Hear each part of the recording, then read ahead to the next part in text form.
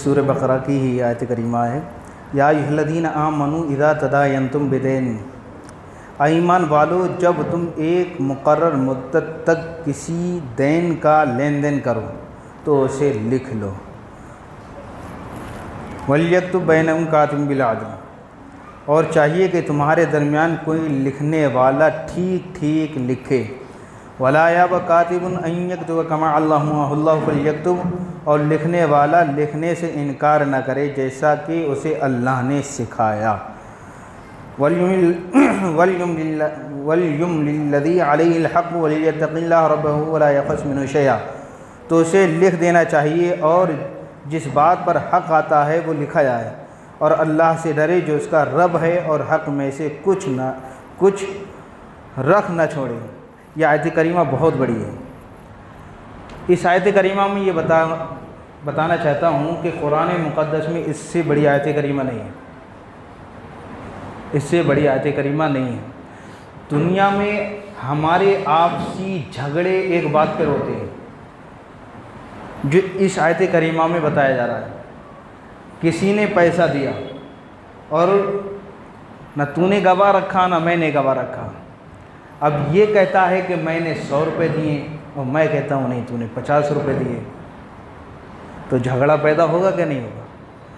कुरान में सबसे बड़ी आयत करीमा ये है कि जब तुम किसी से लेन देन करो तो उसे पहले लिखो, और लिखने वाला भी तुम्हारे अंदर मौजूद हो, गवाह भी हो, और लिखने वाला पूरा का पूरा लिखे, कुछ ना छोड़े जैसा कि अल्लाह ने उसे सिखाया।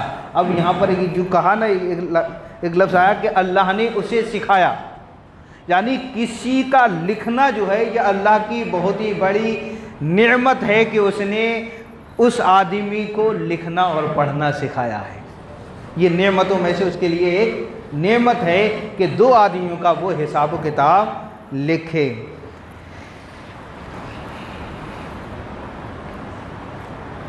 ख्वा वो दैन मबी हो या समन। हज़रत इब्न अब्बास रज़ियल्लाहु तआला ने फरमाया कि उससे बे सलम मुराद है। बे सलम यह है कि किसी चीज़ को पेशे कीमत लेकर ख़रीद फ़रोख्त किया जाए। यहाँ पर बात पूरी और बताता चलूँ। ऐ ईमान वालों, जब तुम एक मुकर्रर मुद्दत तक किसी देन का लेन देन करो। बे सलम होती है किसी कुछ चीज़ को या बेच रहे हो या कर्ज ले रहे हो, किसी चीज़ को बेचा तो भी, या किसी को पैसा उधार दिया तो भी उसका लेन देन लिखना ज़रूरी है। अब उधार ले रहा है तो उसकी मुद्दत बताना ज़रूरी है। एक मुबहम मुद्दत नहीं होना चाहिए, मुबहम मुद्दत के दे दूंगा। एक मुकर्ररा मुद्दत तक तयन करना ज़रूरी है। 1 दिन, 1 महीना, 1 साल, जो भी मैसर है वो तारीख़ मुकर्रर करना ज़रूरी है, तो उसे लिखो। और चाहिए कि तुम्हारे दरमियान कोई लिखने वाला ठीक ठीक लिखे। अब यहाँ पर 2 लफ्ज़ आया कि ठीक ठीक लिखे, तो ठीक ठीक का मतलब कि बेईमानी बिल्कुल नहीं होनी चाहिए। लिखने वाला भी ईमानदार हो। क्या हो? ईमानदार हो। तो जाहिर सी बात है कि ईमानदार होगा तो वो कुछ भी नहीं छोड़ेगा, ना तेरा लिहाज ना इसका लिहाज। जो चीज़ है उसको साफ साफ लिख दे। इससे बड़ी सूरत करीमा, आयत करीमा पूरे कुरान में नहीं है जो लेन देन के ताल्लुक़ से, जिनका मामला एक दूसरे के साथ है, जो झगड़ों का सबसे ज़्यादा बड़ा ताल्लुक़ बनता है, और लेन देन में सबसे ज़्यादा झगड़े होते हैं कि तूने कम दिया, कि तूने ज़्यादा दिया, तूने इतना नहीं दिया था, तूने उतना दिया था। इस तरीके से बहुत से झगड़े होते हैं। का ठीक ठीक लिखे, और लिखने वाला लिखने से इनकार न करे जैसा कि अल्लाह ने उसे सिखाया है, तो उसे लिख देना चाहिए। और जिस बात पर हक़ आता है वो लिखा जाए, और अल्लाह से डरे जो उसका रब है, और हक़ में से कुछ रख न छोड़े। फिर जिस पर हक़ आता है अगर बेअक़ल या नातबा हो या लिखा ना सके तो उसका वली इंसाफ से लिखाए। ये देखिए, वस्तशहिदू शहीदैन मिन रिजालिकुम फइलम यकूना रजुलैनि फरजुलुन इम्राअतानि मिम्मन तर्दौन मिन अश-शुहदा'i अन तज़िला इहदाहुम फ़तुज़क्किरा इहदाहुमुल उख़रा।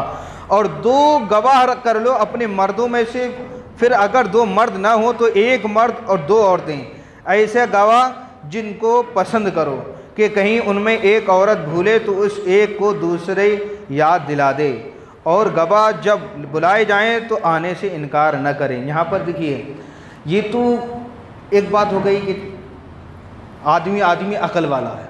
अब एक ऐसा आदमी कि जिसके माँ बाप मर गए हैं, मैं समझा रहा हूँ तुम्हें मिसाल के तौर पर, कि जिसके माँ बाप मर गए हों, अब उसका बच्चा है नासमझ 12, 13, 14, 15 साल का भी मान लो, तो भी सही से वो फैसला नहीं कर सकता। अब ऐसे आदमी का कोई लेन देन हो या उसकी कोई विरासत हो तो उसका कौन लिखवाए?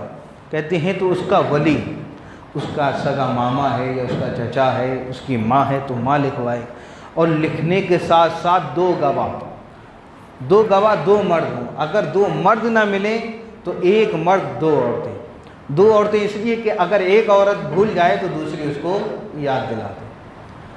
और जब मामला हो कि जब ये बात तय पाए कि इस चीज़ को साबित करना है तो ये गवाहों को जब बुलाया जाए तो ये गवाह आने से इनकार ना करें,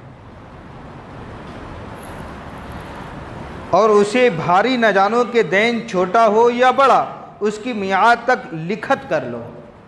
अब लेन देन जो है यानी कर्जा थोड़ा हो या ज़्यादा, अब ये 100 रुपये दिए, क्या लिखूँ इसको? 200 रुपये, 500 रुपये क्या लिखूँ? दे देना जब चाहे। तो कुरान कहता है चाहे 100 रुपये हो, चाहे 1 रुपया हो, छोटा अमाउंट हो या बड़ा अमाउंट हो, कुछ भी हो उसे लिख लेना चाहिए। ये अल्लाह के नज़दीक ज़्यादा इंसाफ की बात है।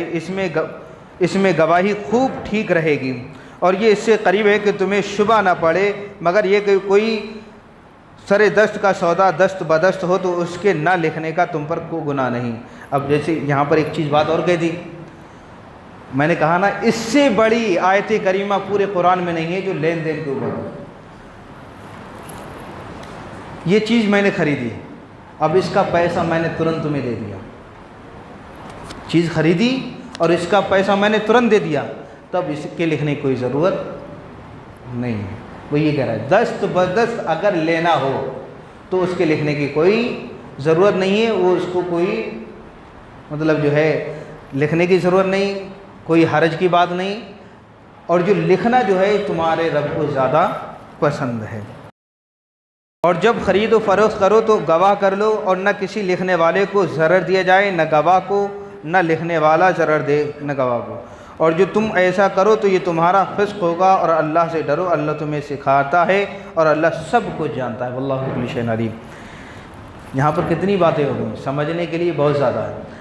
टोटली बात, ये सारी बातों पूरी आयत का खुलासा ये है कि चाहे हम 1 रुपया किसी को उधार दें या 1 लाख रुपये उधार दें, उसे अपना लिख लो। ये हुक्म जो है तुम्हें कुरान ने दिया है।